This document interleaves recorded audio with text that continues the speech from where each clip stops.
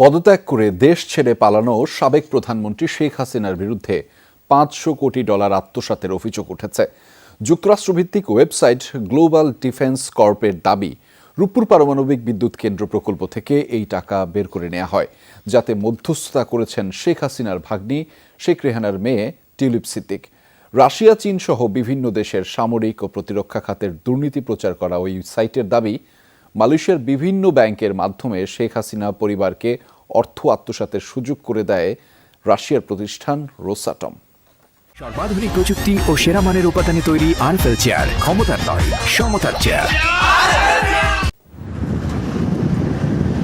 বাংলাদেশের সবচেয়ে বড় ব্যয়বহুল প্রকল্প রূপপুর পারমাণবিক বিদ্যুৎ কেন্দ্র। সরকারি হিসাবে খরচ ধরা হয় 1,14,000 কোটি টাকা। প্রকল্পটি বাস্তবায়ন করছে রাশিয়ার সংস্থা রোসাটম।